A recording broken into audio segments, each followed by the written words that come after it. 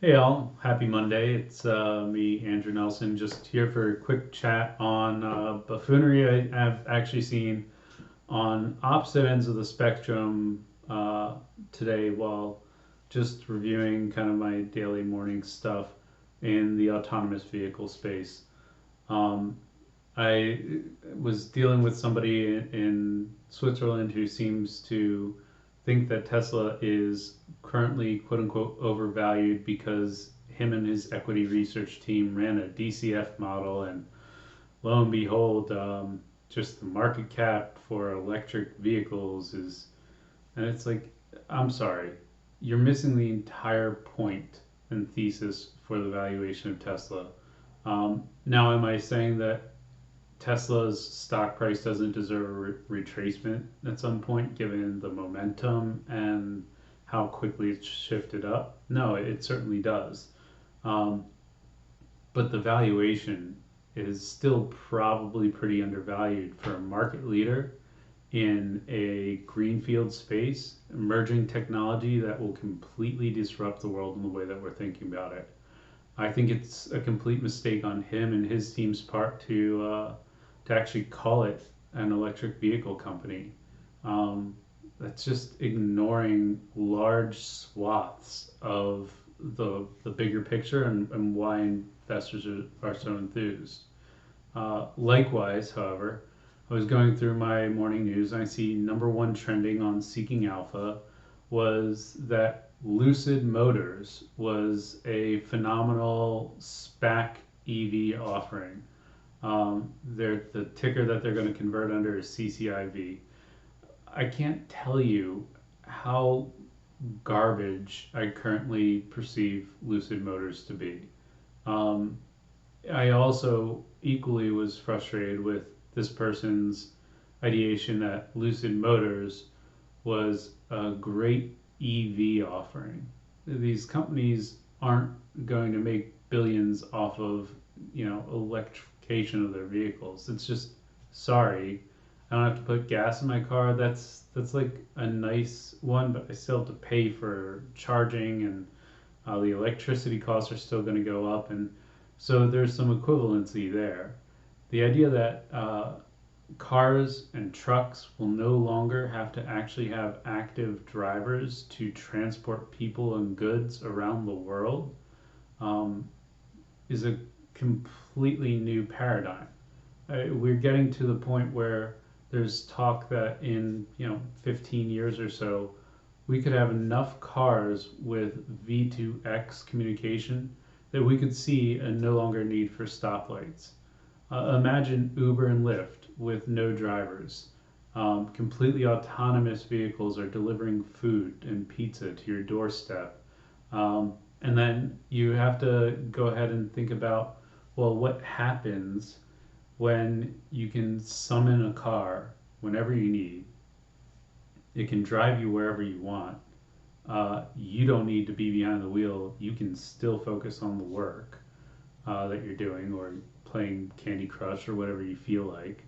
Um, Suddenly you start needing probably less of a desire for actually having personal vehicles. Um, there's no more like high end premiums on car insurance. You're not having to worry about how you act as a driver. The premiums will actually probably flatten out and commoditize pretty quickly, and even more so than they already have done by state law and mandate. Um, and then you'll see crashes and fatalities start to drop. I mean, we're talking horse and buggy 90s to like 1930 Model T, where we've got headlights regulated into law, and people have actually figured out a process, and cars are everywhere on the streets. And maybe you'll see a relic, but you know, it's not the way of the future.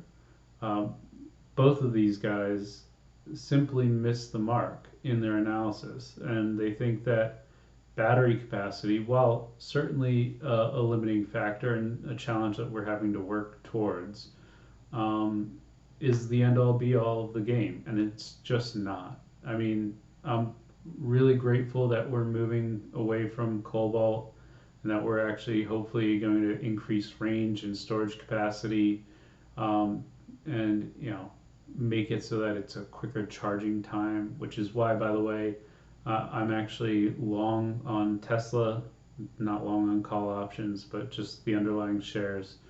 And then I'm also long on SBE, which is a SPAC that will convert into ChargePoint, which I see as kind of the second largest competitor to Tesla in terms of a network of charging stations.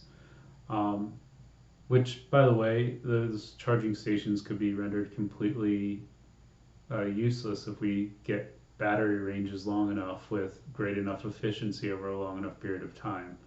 But for the next 15 to 20 years, I don't think we'll get there, barring some miraculous breakthrough. So just thinking ahead to the week, I'm encouraged to see that there's at least still a lot of people who are completely misunderstanding major theses in the market. And it's not just all the Wall Street bets and GameStop hype, which is now, by the way, transferred into silver. I think they're playing SLV instead of AG, but the retail investor story is actually a really interesting one, and I've been following it closely. As I put in another article, I don't think that there's any way that you can charge them with market manipulation, but that's not really my side of securities law. I'm much more happy to talk about investment funds, especially around real estate and emerging technologies. That's kind of where my game's at. And just as a personal investor, I like to clarify when I see something that I just don't think is quite right. And here with both this Tesla overvalued DCF model crap and this Lucid Motors is a great EV offering when A, they're not an EV company, and B, they haven't produced anything. It just feels like wanted to set the record straight, and hopefully, you guys can gain some information out of this. Feel free to comment below. Let me know what you think. And as always, I'm happy to engage and interact with everybody that I deal with regularly in the business community. I find that the work you guys do gives me some inspiration and really helps me generate some great ideas going forward. So really look forward to engaging more on these topics. Thanks.